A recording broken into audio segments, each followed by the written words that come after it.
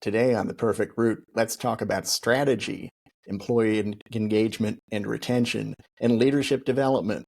These topics and more coming up on The Perfect Route. Welcome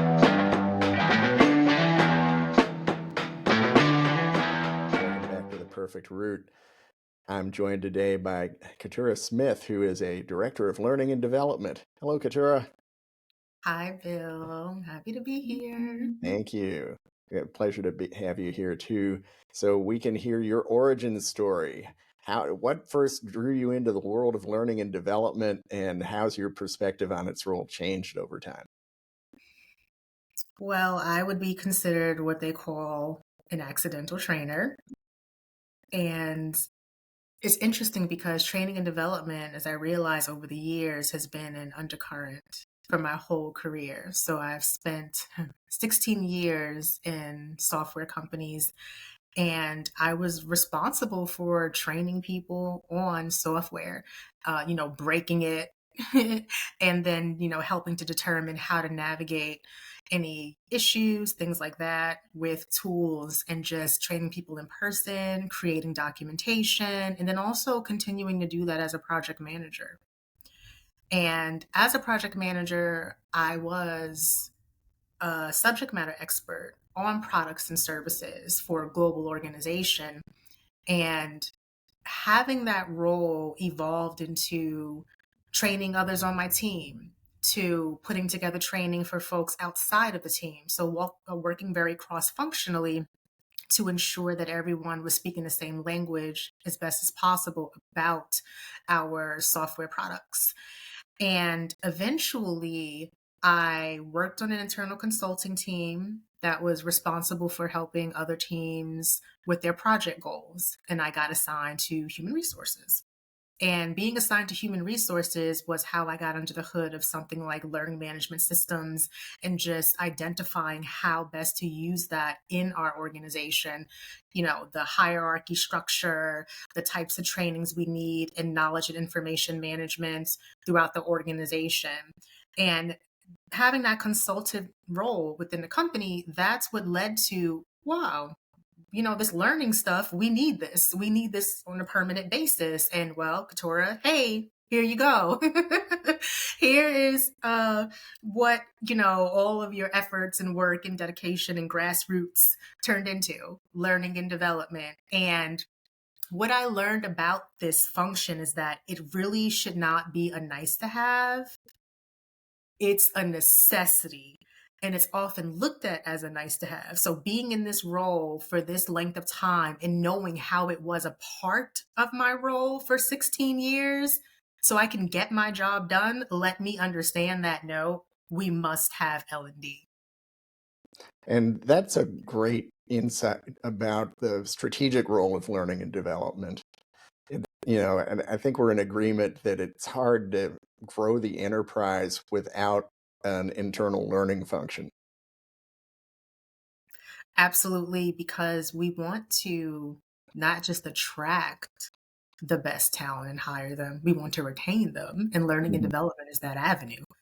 You have high performers, and well, if you want to keep them, they want to keep learning and offer that. You invest that level of attention and investment. You put that into your employees, and they'll return that. With their work ethic and their dedication to their jobs. Amazing. Um, One part of your origin story that I enjoyed hearing about was your introduction to the world of learning management systems. And with your background in software development and PM, are are there any is there anything like a tip or something you can pass along to our listeners and viewers about learning management systems for someone who's implementing one? I will say, and I'm so happy you brought that up, because one of the exciting things about moving into the people function was my background in PM, systems tools, SaaS, operations. I brought that mindset over to a function that we really didn't see that too much. So my comfort level with systems and tools really helped me with the learning management piece of this and setting it up. So my recommendation is if you can get someone on your team that has an operational and PM mindset, get them, Mhm. because we need HR projects, L&D projects to be seen as actual projects. So that means following project management principles and having a comfort with technology, because again, look at what we're doing now. We are implementing AI tools into historical HR and L&D systems, Mhm. right? So in order to do something like that, you need a baseline understanding of the tool. It's good to have the team members across the function of HR understand how these systems work, so that when we do need to make changes, or we are thinking about incorporating artificial intelligence into your operations, your HR team understands, because it's happening. It's not going away. Mhm. Don't shy away from technology. And if you feel like you've been in the industry for years and years, you might be a little bit older, still try. Don't be afraid, because you can do it. There's so many resources out there. So, project management, don't shy away from technology, embrace it, and look at people who may not have a traditional HR background to come into the HR and L&D function. That's those are some wise words of advice. Thanks for passing that along. Um, so what does the learning function look like at your current organization? Who does it serve? How's it structured? Um, and it's where does it sit? I assume it's within HR. Yes, our learning function is within HR. And I know in other organizations it could be in operations. This is a very important decision to make as a company. Where do you want your L&D function to sit? Should it be with HR? Should it be with ops? Do you have both? In my organization, the L&D function formally sits within HR. However, role-specific responsibilities are for trainers on individual teams, because they are closer to the work. And my relationship to those people who are training internal teams or even customers are to support them and help them strategize with the use of learning management system, with how to structure their courses and curriculum for internal purposes in L&D, in learning management system, and also use of other knowledge tools like a SharePoint, or what should go in an intranet versus LMS. So being high level in it, my responsibility, being centralized under HR, is the overall strategy for learning in our organization and driving the quality of adoption, working to just create this culture of learning and just having a pulse on the trends and what we should do as an organization, and compliance training. So I am a resource for the whole company. It doesn't matter where you sit or what you need. And I love that about my job, because being internal facing means I can stop pretty much anytime and help someone who's reaching out to me for program help, for how do I use this in e-learning, or what's the best way, or am I talking to the right person, and who can help me. So, and Mhm. I really, really enjoy that. And you're a one-person shop at your organization, right? I'm a one person operation. I would love to be a multi-person operation, because you can do so much more when you have people dedicated to the function. I've done great things in partnership with others. hmm I can relate. I've been a solopreneur for a while now, and it's a different story when you don't necessarily have anybody you can rely on for certain things. Um, and I feel like I'm always on call. That's not a complaint. It just is what it is. Um, what this just came to mind. Do you have any like knowledge bases or some you know pieces built into the LMS to help people self-serve information rather than coming to you? Oh, absolutely. See, Yeah. that is the core of having a good operational mechanisms in place on my team. Being a one person operation means that I have things in place like Jira, right? You can Mhm. make set up tickets for me or a dedicated inbox as well. But in learning Right. management system, I have training that's broken down to company-wide training. So when someone enters into the system, they're automatically assigned what's company-wide. Some teams do have role specific training in there as well, so that when their people come in, they get assigned company wide and relevant role specific. And then additionally, the core of our LMS is self service. So people can go in and search by category. I have things categorized, I have keyword tags associated with courses. They come to me for reporting. So, I have professional development information in there. So it's things like, oh, you need help with Microsoft tools. I put together this curriculum from the library we have in e-learning, or meetings management, customer service types of things. And people can go and access all of that information. I try to Mhm. stay ahead of the curve about what people need and to really democratize learning. So I'll do something like, oh, I made a training on managing burnout recently, Mm. right? And took managers through that. And that's an e-learning for anyone who's missed it. And so LMS has come a long way for us because in the beginning, with an LMS tool that we had, people went for onboarding and they never went back. Oh boy. So now with LMS, it's I came for onboarding, but now I know I can go back for some professional development. I can come back Mhm. because I know the latest and greatest that's rolling out from the org is going to be in e-learning. So it's like e-learning, e-learning, e-learning, and I think that's wonderful because it's become a place where people can trust that they are going to get relevant, up-to-date information.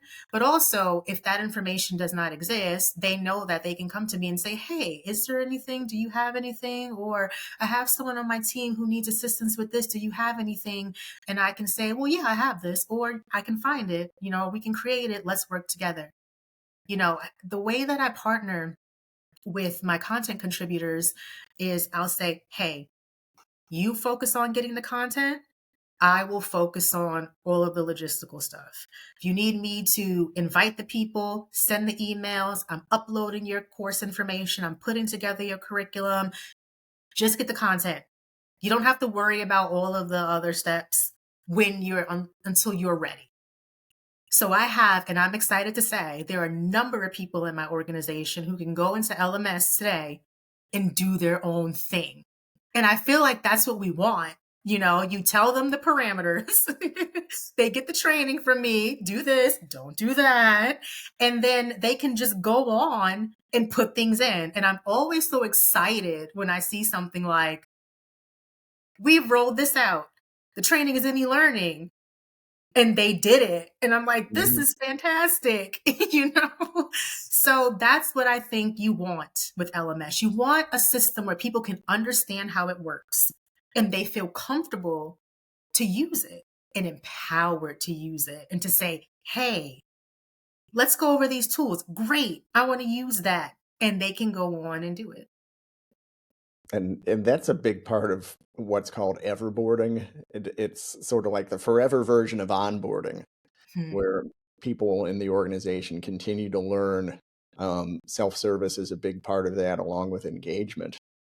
And it sounds like your LMS and you are doing a great job of getting your fellow teammates to engage with the learning function. Yes. And one of the things that worked for me in this journey is just being honest with people, transparent, honest about, the limitations, Mhm. honest, tell them what we can and cannot do. And that's a PM thing that I learned, when a client asks for something and we know we can't do it, you just don't say, no, you can't do it. You say, well, we can't do that, but here's what we can do. So that's how I interact with everyone who needs to say, hey, this is what we can do, just to let you know. So they have a reasonable expectation about what can happen and can't happen with our current LMS tool. Okay. Um, Talking about reasonable expectations, are there recent initiatives or projects that are capturing the strategic potential of L&D in your organization? Yes, the manager training that I did this year, it was the first of its type in the organization. It was a cohort-based manager training, and it just went so well. One of the things that I hear a lot when it comes to professional development is, oh, this person's too busy, that person's too busy. We have the work, the work, the work, and the work has to get done. Yes. But the learning has to get done too. And when I put together this training, the interest, the excitement, the attendance was fantastic. I had two cohorts and it was a 90% attendance rate for one, 88% attendance for the other. And this was a global training.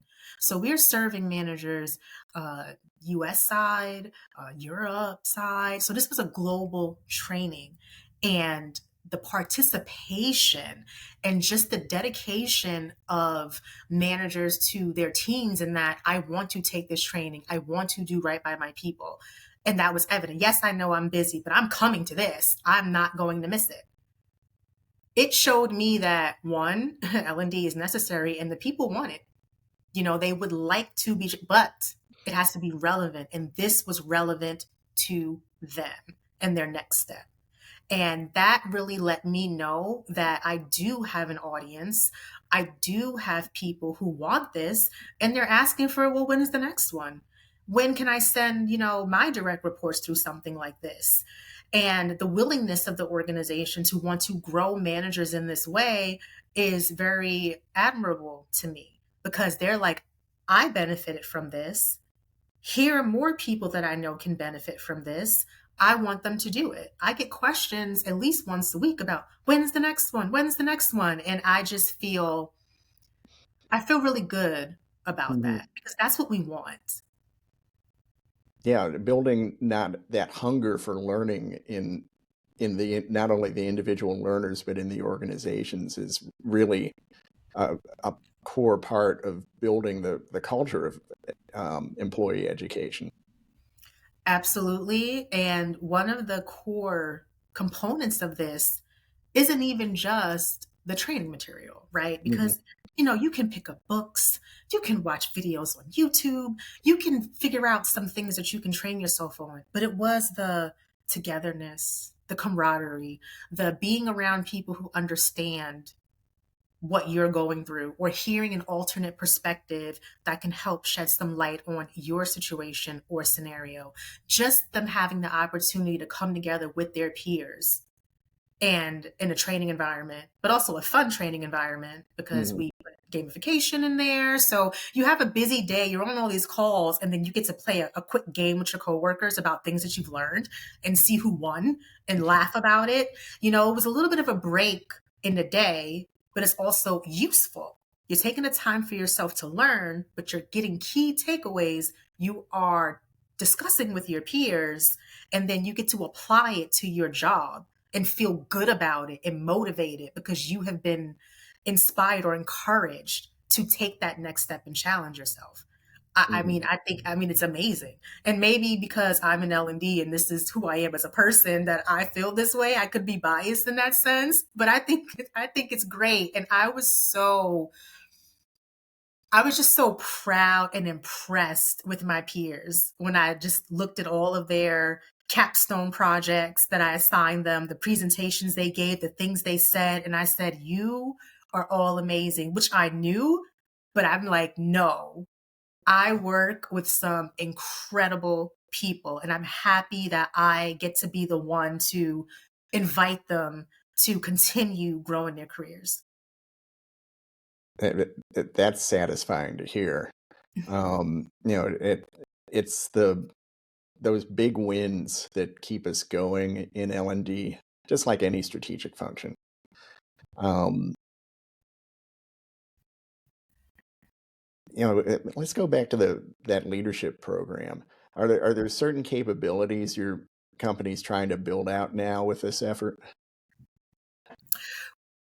Primarily, we would like managers to be able to have real ownership of the function and understand the steps involved, the strategies involved in managing a person and being an influence on their career Mhm, and what that means and how you should handle them. But really getting managers also to understand their management style, their leadership style. Do they want to be a manager, right? Because some people are mhm. happy being a high-powered individual contributor who does not manage people. Is this the the role Yeah. for you? Do you want to, go through this? But it's really about helping them have certain questions answered, helping them discern, is my approach the right approach? Are there alternatives? And just really grasping the essence of what it means to be a manager in our organization, because you have your general principles that we can teach. But to your point about culture, building culture, what does being a manager with us look like? Mhm, What do we expect? So in my manager training program, I incorporated things like I said, the burnout training, right? mhm, Managers, how can you take care of yourselves? See, you're responsible for a team and their management, but the management of self is very important. So that's what I put forth in the training. We want to see our managers as people, individuals first, have to take care of themselves, and then we are entrusting them to take care and manage others. So that's where we're starting out as a baseline. Like, what does this mean? How are you doing? And mhm, then here are some ideas about how you can manage more effectively.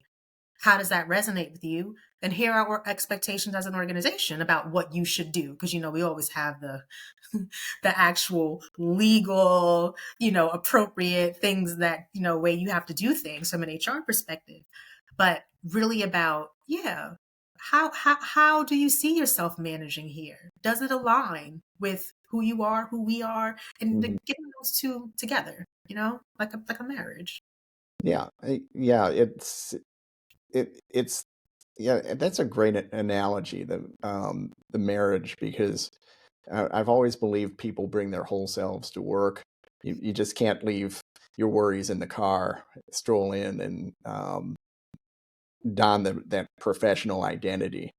Um, it's I think for every manager, it's a bit of a struggle to reconcile the personal and the professional at times. Yes, it can be. And then also trying to reconcile that with employees who are coming Mhm, to you. They're like, "You're my manager. I got to tell you everything." And then the right. managers are like, "Oh no, what do I do? Did I say the right thing? How do I approach this? How do I um, redirect?"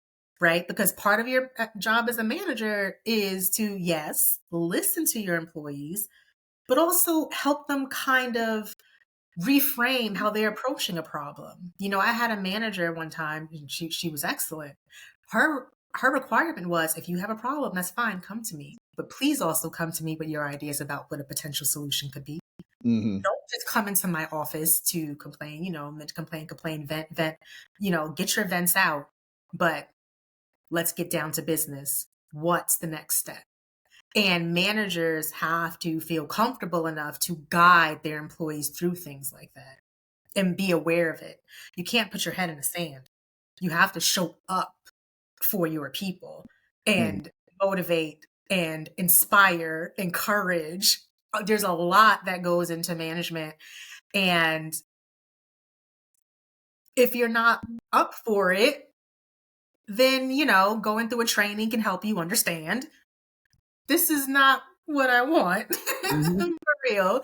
So, I think that this type of programming companies should do. I know companies are doing it, but open it up to managers early and often. mhm. That's my goal for sure. That that's another great point, is to, have a stable program in place to not only do that onboarding to a new managerial role or a new step in their career journey. Um, it, People's personality changes. There's anxiety in taking a new role. There's added stress, and that can change the way we act. So it's helpful to have that, and I don't mean this in a mechanical way. That calibration between your yourself and your professional role. Yes, because sometimes you don't have the space or opportunity to take that break and hide away because you have something personal going on. You have to get up and power through sometimes for the sake of the team.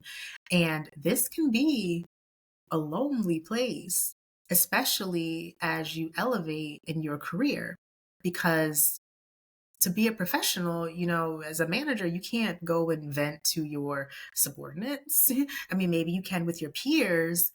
Um, it's one of a quote that one of my mentors would say is, "You vent up, but you manage down."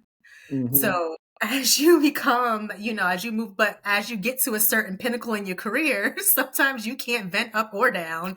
And that's why I believe deeply in coaching, Hmm. offering people within the company coaching opportunities, having someone in your company who can coach. Yes. And it's one of the things that has been very close to me. It's been a part of my job for back even when I didn't know I was doing it. People could always come to me with whatever roadblock they had, a situation, a challenge, and I would coach them through it. And I think that's important, especially for people in a company who may not be able to vent up or down. And, just to help them kind of work through their professional challenges, to Hmm. give them the motivation to keep going. Like you were saying, having this success with a program like I did with the manager training, it gives you the motivation to keep going when sometimes, it's really hard on the HR side. And I think a lot of people can kind of relate to that. And it's nice to have a win, but it's nice to have an outlet. So, Hmm. Yeah, and the wins we want are, the right kind of wins.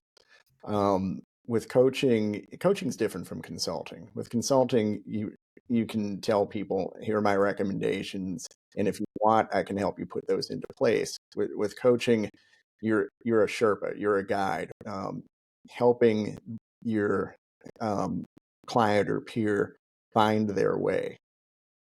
yes, asking those deep questions to help them analyze, assess themselves, and come to, the solution that works for them. It's not telling them what to do. Everything that they need, they have is right within themselves. It just needs to be unlocked. Hmm. And coach can help you with that. Just asking the right questions and pinpointing the thing that's not being said and drawing that out of people. I love coaching because it helps people feel more,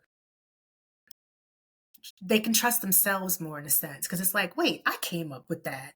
Me? Hmm. Yeah, you did.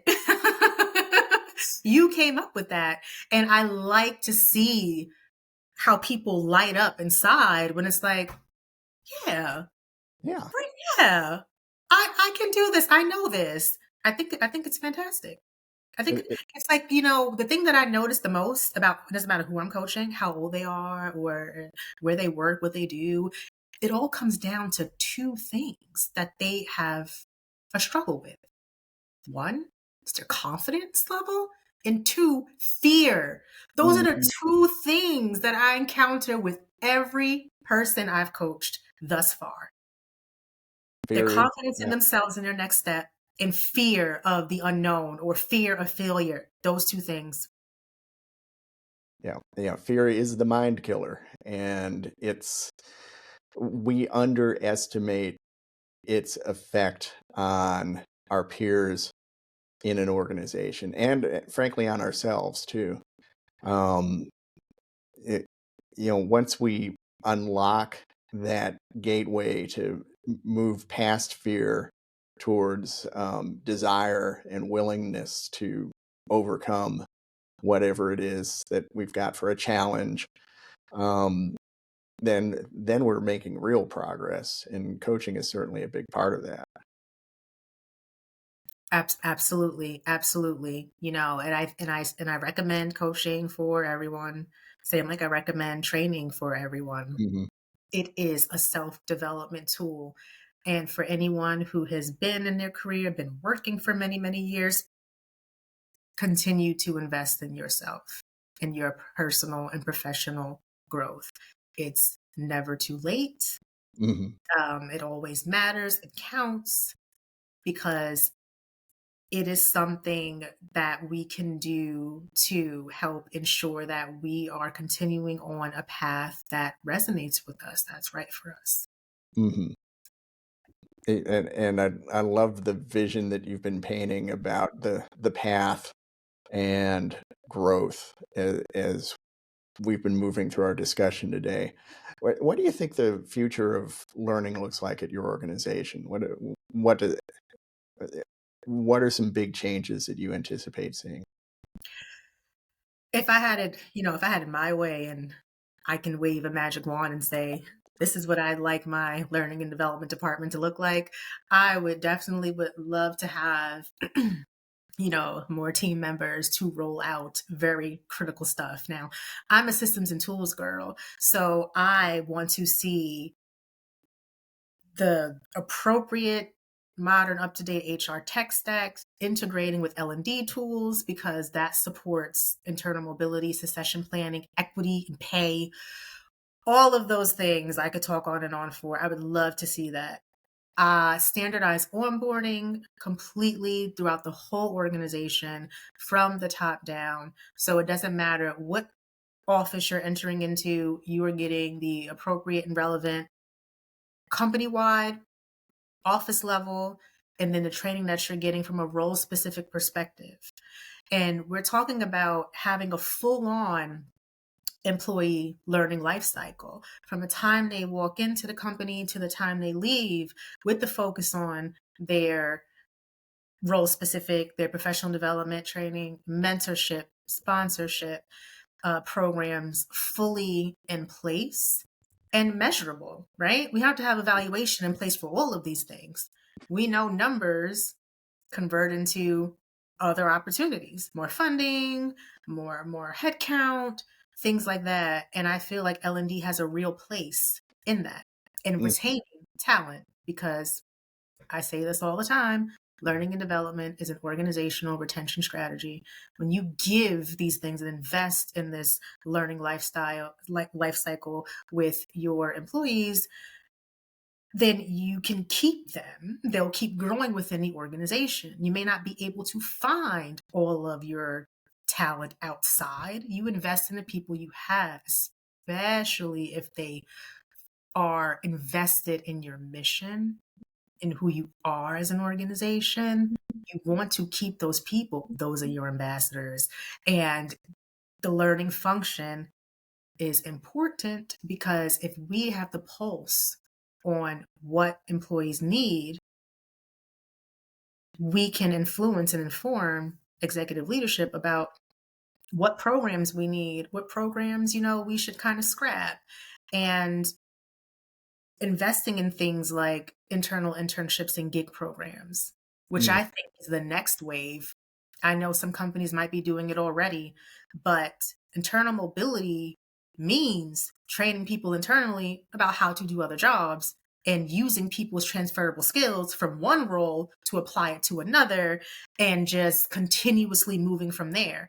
So we can move people around more fluidly in an organization. And I think that is the next step for L&D. I would love to see that in my organization. You can take on a 6-month assignment in a different team and then determine if that team might be right for you. So we can keep our employees for as long as they want to work and they'll be Mhm. happy to do so. I feel like that's a win for any organization. Continued longevity of, Mhm. their employee tenure. Yeah, and it's unrealistic to have a lifetime employee at any organization these days. Even, getting an employee up to 5 years may be a big victory. Yes, and I'm happy to say that I have, where I currently work, we have a lot of those people who've been here a long time. I love when I jump on a call and someone's like, yeah, well, because every time I have a call, I ask everyone, it doesn't matter how long you've been there, your name, where you're located, and how long have you been with the organization. And then people are like, I've been here 30 years or 20 years or 15. And we have quite a few people who can say that. And that's like, wow, that's really cool. But we don't really see that often. And if we want to see that, then, continue investing in your employees, accordingly, and keeping your vision up to date, and, investing in what it means to maintain a very healthy organizational culture. Mm-hmm. And again, L&D is a strategic investment in the organization. And I'm so glad we had our conversation today, Keturah.